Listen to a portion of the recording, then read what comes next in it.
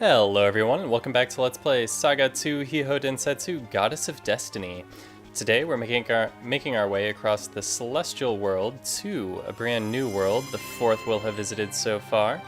First we're going to have to cross this path here after opening that star door. We got our usual angel guy gonna offer to take us to the Castle of Fate. Since I have enough MP to qualify, sure, I guess I might as well go ahead and do that. Since I've been using links a little bit more heavily than I have in the past, I guess it wouldn't hurt to buy some extra friendship ones.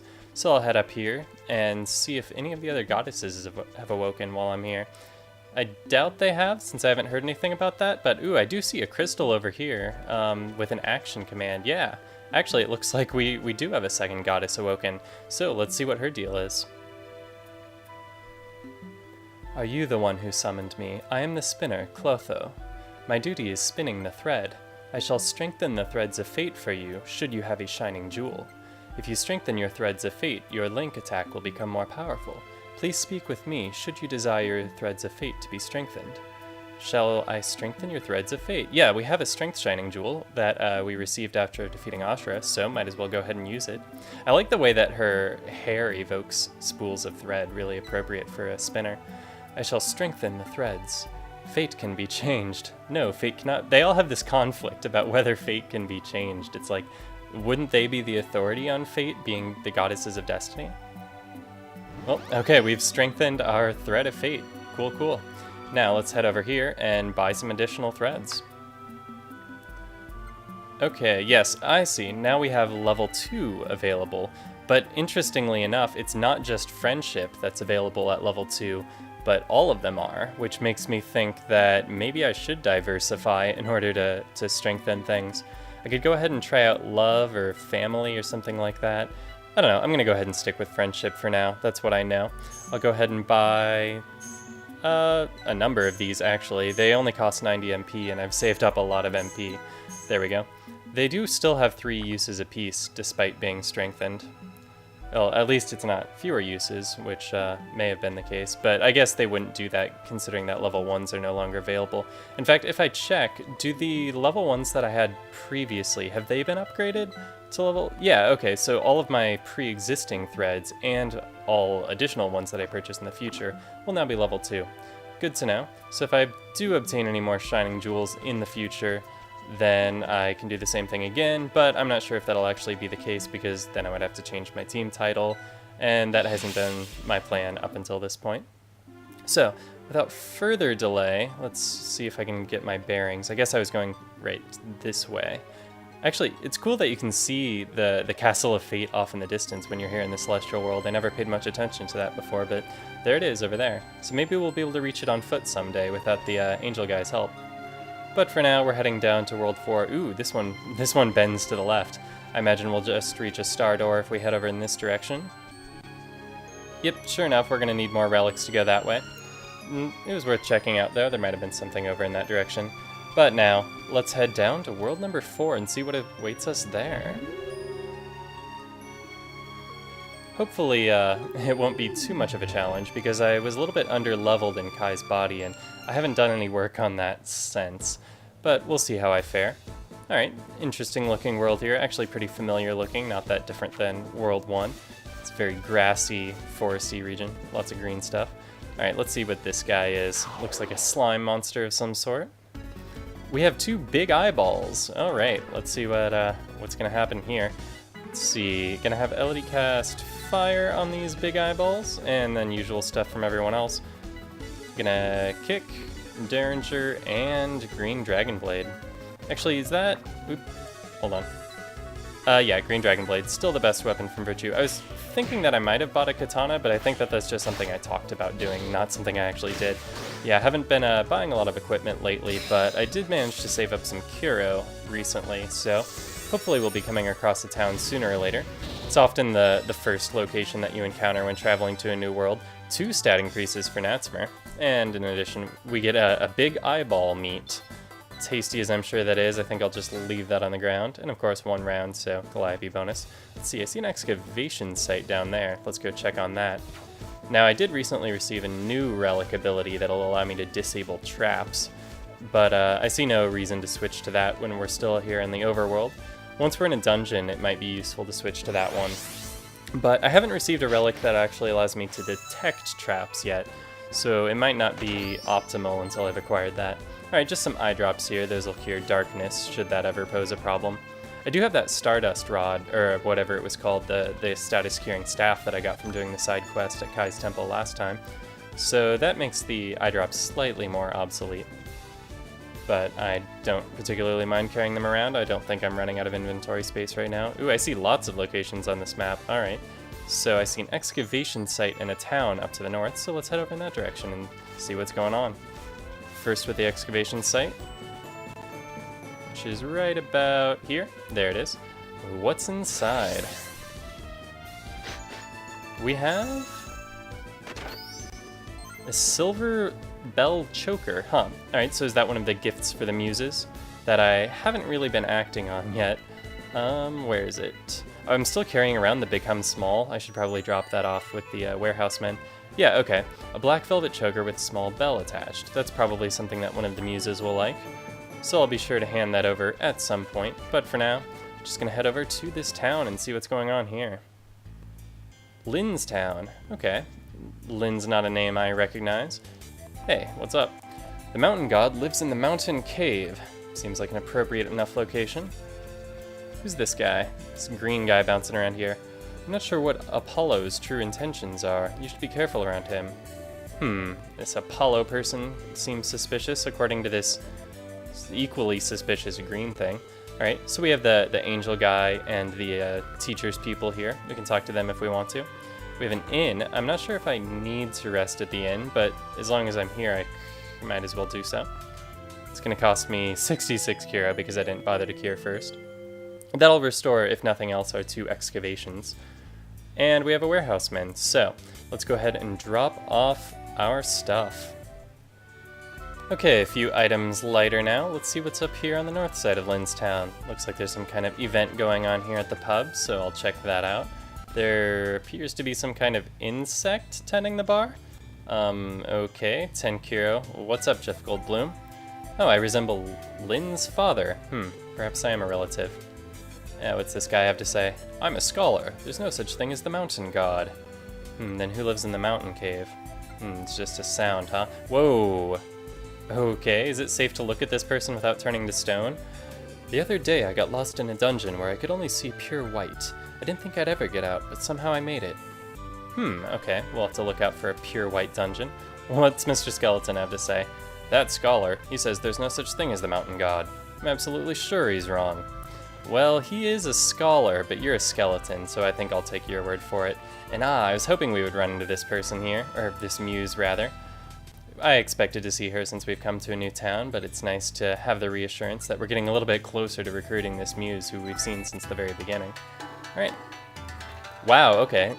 The music's gotten a lot more complex as we've come along. It's kind of like in Final Fantasy V, how every time you found a new piano, Bartz would play like an increasingly complex tune on it. It would start out just like banging keys and then grow into like recognizable classical themes. Ooh, is that the last one? Elodie was happy to hear that. Thank you for listening to my music. Oh dear, I haven't introduced myself yet, have I? I'm Erato, one of the Muses. Yep, I suspected as much.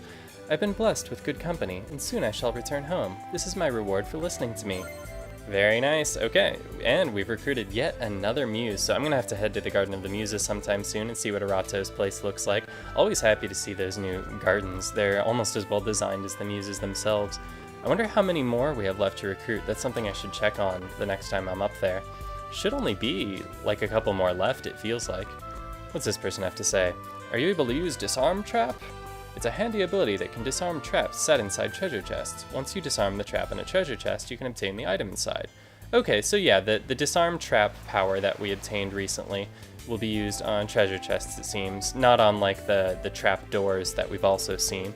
Though it might also work on that, we'll have to try that out. But yeah, I'll have to have some way of identifying which chests are trapped so I know when to use it. I don't really want to go around using that disarm ability on every chest I find before I open it. Like this one, which contains a high potion, for example. That's actually a good point. I wonder if excavated chests are ever going to contain traps. Let's see, was there anything down here that I missed? It doesn't look like it. It's a cool scenic waterfall there. You can barely see it from the front, but it's much nicer over here. In fact, I was able to hear it when I got close to it. That was, yeah, that's kind of funny that you can hear it when you can't see it. All right, well, what's inside this building here? We have Linds' house, first floor. She must be a pretty important person, given that the town is named after her. Let's see, nothing over here. I wonder if Lin's home at all, or if we're just intruding on someone's home without her awareness. Yeah, that appears to be the case. Looks like no one's home. Cool little house, though, and one of the few, like, multi-story houses we've seen. I think the only other one was Elodie's house way back in hometown. I guess, like, the Giant's Goods store at least had 2 rooms to it, but, yeah, it's only the second 2-story building I've been in, interestingly enough. Alright, so we have yet another excavation point, this one next to a tree. Let's see what was buried here. What could it be? Ooh, a camellia flower fan. I bet Erato wants that, actually. Seems right up her alley. Let's see what else we can get here in the item shop. Linds Town tool shop. Let's see, cross, high potion, pretty typical stuff here. We have a staff of healing and a cure tome. Cure tome might actually be something worth investing in, but I think I'm gonna pass for now, but good to know that they're available here, should I change my mind. And over here, whoa. Is this a rat person? There's a cute girl called Lynn in this town. Since Lynn's father is missing, she has to look after her sick mother all by herself. Oh, that's awful. Alright. And lastly, we have a weapons store, so let's see what's here. No goblin tending this one, just a regular guy. Ooh, lots of new stuff. Okay, so we have a new taijutsu technique. A technique that performs an instant high-speed punch combination. It's the triple lunge. We also have a second taijutsu technique, the cross counter, a counter technique that hits during an opening by reading the opponent's movements. So the way counterattacks function in this game, I believe, is you choose to use it on your turn, and then if the character who used the counterattack technique is attacked, then they will attack the person who attacked them back. And the damage is actually based on the amount of damage they receive. You see, like, the triple lunge deals damage based on tech, which means it's based on the total number of remaining uses of the item.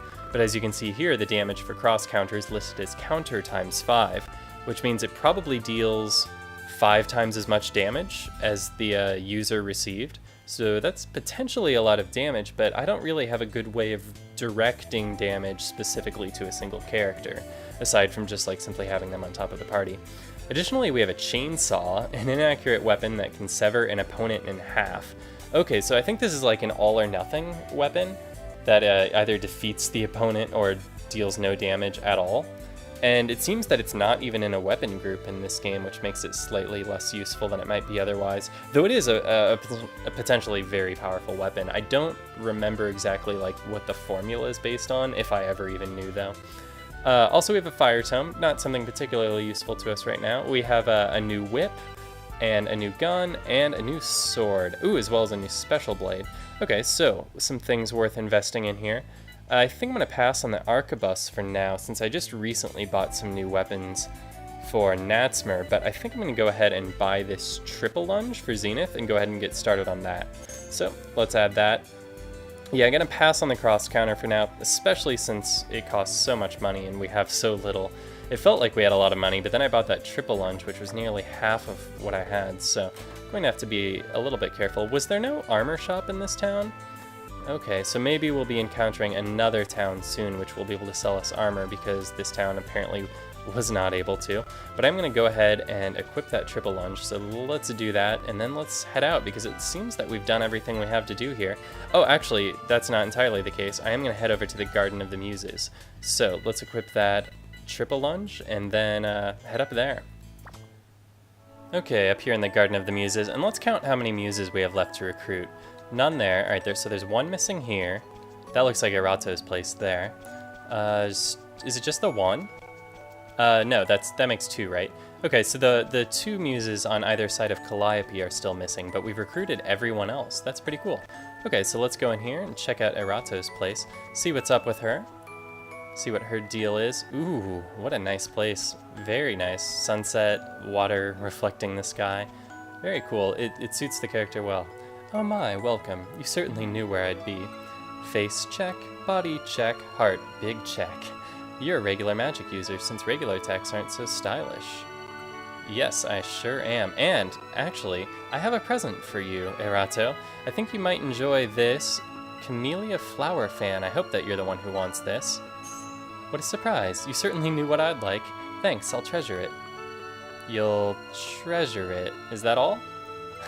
Okay, well, I guess this is just going to increase the MP we receive from her because she's happier with us. Probably something like that. In any case, I'm happy just knowing that she enjoyed the present I gave her. So let's head back to town. And from there, head out and explore the Outer World 4 because there are a lot of places here. This is the largest world we've been to since World 1 with a lot of stuff going on. So I'm looking forward to investigating all of those locations and seeing how they're interpreted here in this remake. Hopefully gonna fight a couple of monsters on my way to the next location. Let's see what we've got. There's one right there. Looks like some kind of hyena monster. What is it? The EQSG. Okay, so let's try out the Sleep Tome here from Elodie, and I'm gonna have Zenith get started right away on that triple lunge. And then usual stuff from the other two, let's go. See, 33 damage from Natsmer, 51 from Zenith, and a terrifying 200 from Virtue, wrapping up the fight before our opponent even had the chance to act. So, it looks like the encounters here are, in fact, a lot less dangerous than they were in Kai's body, though that could be in part because I'm encountering one group of enemy at a time, where I was making the mistake of encountering 2 to 3 groups of enemies at a time previously. And we have an excavation point, so let's check that out. But first, I appear to be getting attacked from behind, so let's resolve that situation first. Just another one of these horse things. I'm gonna just run back what I did last time here, and hopefully it goes down in one round once again. Slightly more damage, of course, from Zenith. His triple lunge getting more powerful with each use. And we're seemingly obtaining about 100 Kira from each fight, which means it's gonna take a long time to buy back that 6,000 that we just spent on that triple lunge. What have we got here? Maybe something we can sell for a little bit extra Kira? Treasure chest contains a saber. In fact, that is a somewhat valuable item we might have to sell. Okay, so we have another town down here that we can investigate, but I saw another location up here which I'd actually like to look into first. But before I do that, might as well bend down here because I see another excavation point, so let's just finish cleaning up all the excavation sites before we move on to anything else. And this one will contain a new item. What is it going to be? Let's make sure I can stand on it first. And it is. All this build-up, it takes so long to get that treasure chest out of the ground. Oh, inventory was full. It's not even going to tell us what it is. But I can utilize this sophisticated new technology of the trash option to get rid of something I don't need, like these eye drops, for example, which I'd probably be better off selling, but I'm impatient to find out what's in here. What's it gonna be? We have, ooh, a cross counter. That's absolutely fantastic. I was actually not that far off from buying one of those. I'm not sure if I have the space for it on Zenith though. I suppose I could replace the kick with it. So yeah, let's go ahead and do that. The 2 punches are actually getting really low, so their damage is getting pretty good at this point. So I'd rather stick with these two and replace the kick with the cross counter. So let's go ahead and do that. And see if we can get in one more fight before I wrap things up for today. Maybe encounter a new enemy, something a little bit more threatening than that unpronounceable monster which is chasing me right now. Let's see, anything new at all? Anything? And, here we go. What's this spider up to? Who is this going to be? We have a poison moth. Okay. Unfortunately, these world map encounters are not particularly dense. It seems when you're on the world, you encounter usually 1 to 2 enemies at a time, where a group of encounters in a dungeon will often contain like 6+, it seems. Let's see if this is going to go down in one round. And sure enough it is. Not much can resist that green dragon blade. So we're hearing a lot from Calliope, as usual. So, next time, we're going to see what's inside this building here. Thanks a lot for watching, and I will see you then.